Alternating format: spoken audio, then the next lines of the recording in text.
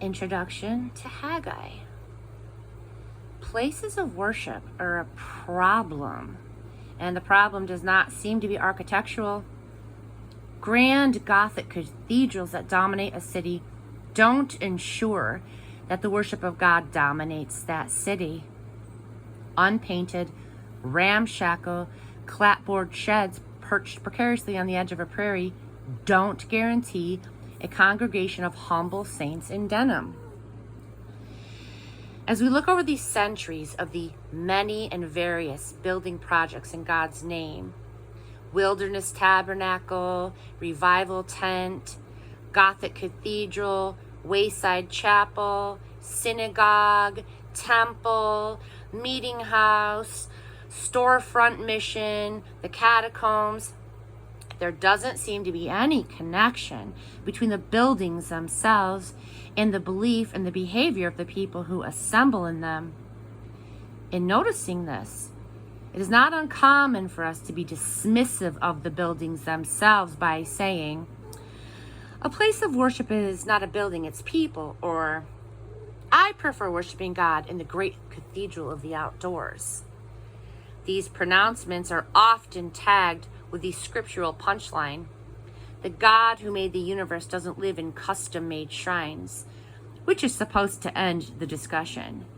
God doesn't live in buildings, period. That's what we often say. But then there is Haggai to account for. Haggai was dignified with the title, quote, prophet. Therefore, we must take him seriously. His single task, carried out in a 3.5-month mission, was to get God's people to work at rebuilding God's temple, the same temple that had been destroyed by God's decree only 70 or so years earlier. Compared with the great prophets who preached repentance and salvation, Haggai's message doesn't sound very, quote, spiritual. But in God's economy, it is perhaps unwise to rank our assigned work as either more or less spiritual. We are not angels. We inhabit space, material, bricks and mortar, boards and nails. It keeps us grounded and connected with the ordinary world in which we necessarily live out our extraordinary beliefs. Haggai keeps us in touch with those times in our lives when repairing the building where we worship is an act of obedience, every bit as important as praying in that place of worship.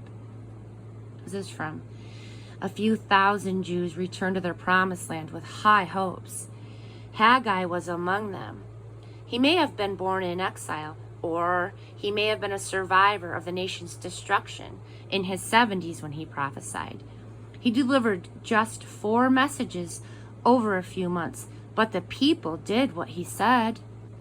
Who's this to? The returned exiles quickly laid the foundations for the new temple.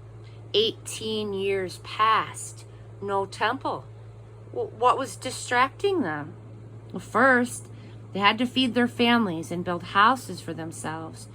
Persia went to war against Egypt and had to march its army through Palestine. All those troops consumed the local resources and drove up the prices. Second, the Jews were squabbling with their non-Jewish neighbors. These personal concerns seemed a lot more important than building a place to worship God. After all, God didn't seem to be doing his job taking care of his people. The recent harvest was pathetic. When was this written?